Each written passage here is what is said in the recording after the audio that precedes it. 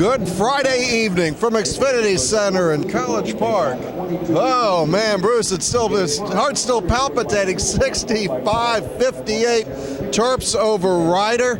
And of course, tonight's postgame show brought to you by Meyer Consulting Engineers, and we'll get to their spot later today. Bruce, what'd you see out there? I saw a team that had all kinds of trouble tonight. Obviously a letdown from Georgetown, but the zone just really frustrated them for most of the game. And it was until they really picked themselves up defensively that the game turned around. They don't win this game without Diamond Stone tonight. He was sensational. All right, 12 points, 5 rebounds, and just nothing went right tonight. It was like turnovers, and it was a disaster. It was. Stone and Carter both had 13 for the Terps. Sort of a coming out party a little bit. Maryland tried it all. They went with the big lineup. Came in with the small lineup. Full court press, mid-court rush, a matchup zone, an extended zone. Right. They tried everything to get going tonight. They even put Varun in. And Varun, I texted you somewhere early that we were flat as a pancake. Absolutely, a Georgetown hangover. It was a hangover. Anybody who's gone to Maryland, actually come on campus, has probably gone to Georgetown and gotten a hangover. This time the hangover came to us. We almost didn't shake it. Yeah, I mean, only the last couple minutes, Melo hit that big three. Yep. And then the other team kind of ran out of gas. Right. A couple guys fouled out. They really weren't deep.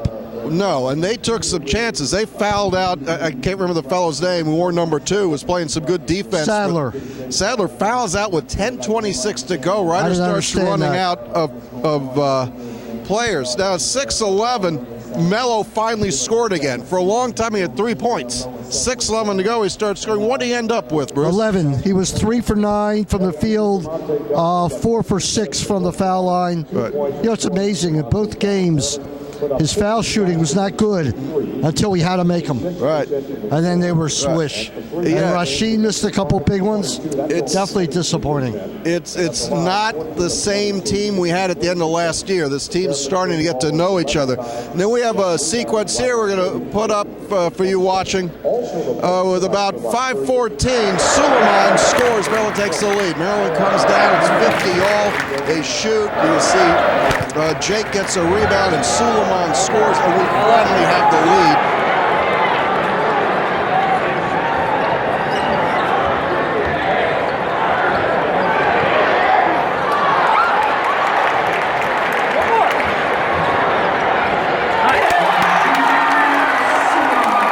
And we squeak it out 65-58, but we were down 14 points. You said that almost got to 12 again. 43-29, and then it was 46-35. Right. So they outscored them 33-12 down the wire. And it looked like it. I told you we were going to get to 70. We didn't quite make it. But Wayne, I tell you what, when we're down 14 points, I really didn't think we were going to win. I'll be honest with you. Yeah. I mean, just they were so flat. Just so much trouble with the zone.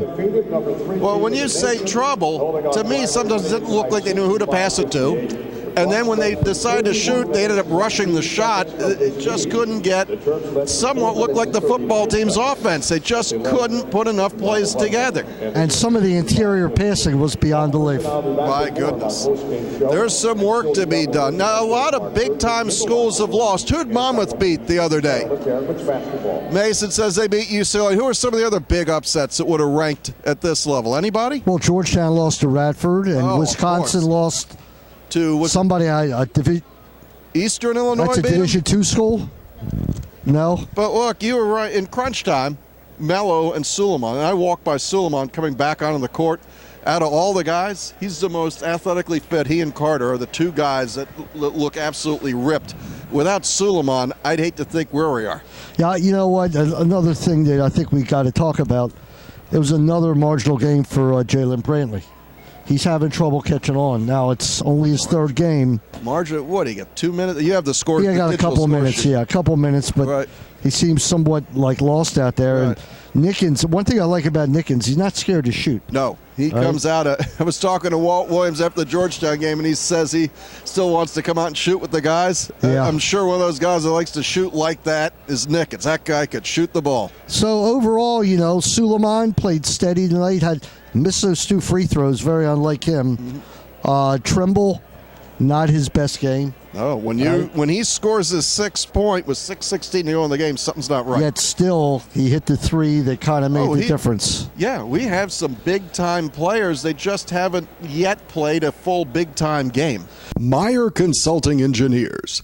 In the past 5 years, our organization has completed over 1,300 projects in the U.S. and abroad, including many structures at the University of Maryland. For structural engineering and materials testing and inspection, call Meyer Consulting Engineers.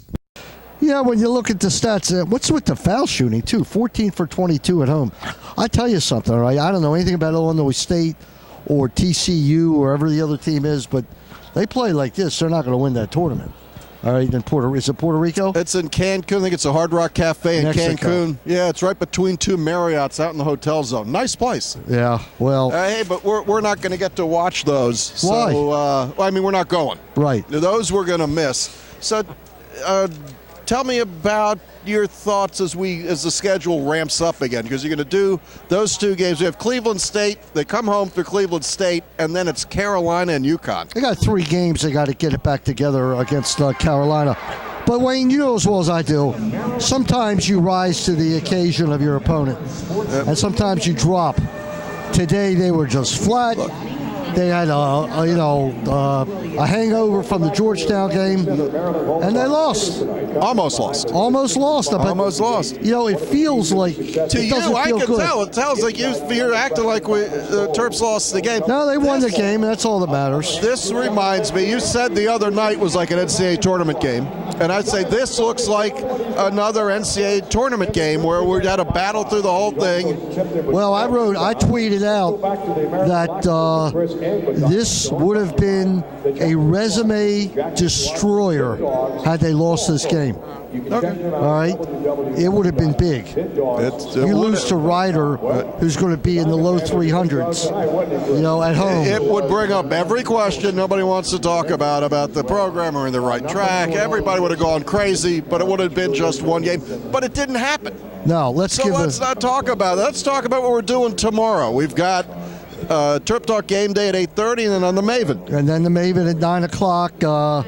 We'll take a look. 2 football games this weekend. I don't know what we're going to talk about. And, of course, your Redskins have a big game. Redskins could play the Panthers. Maybe it's time for the Panthers to lose. Then the Redskins have the Giants after that. So what do you think? What do you think of what's his name? Is Dance? Cam Newton's dance. Have you seen that? I saw a little bit. It's fun. There's no reason you can't have some fun.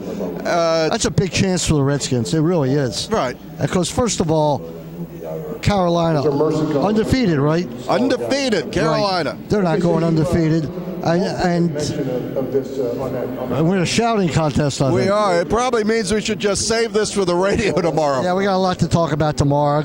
A good win by Maryland. Look, it was a game they snatched from defeat. And Wayne, 43-29. I thought we were in deep trouble. Right. And I thought we were going to explode, and we were somewhere in between the two of those. Terps take it 65-58 for intern Mason, who's off in the background here. He's getting ready to be the Wizard of College Park tomorrow. This is Wayne Viener for Bruce Posner. Say goodnight, Bruce. Good night, everybody. We'll see you tomorrow morning at 8:30, then 9 o'clock for the Maven.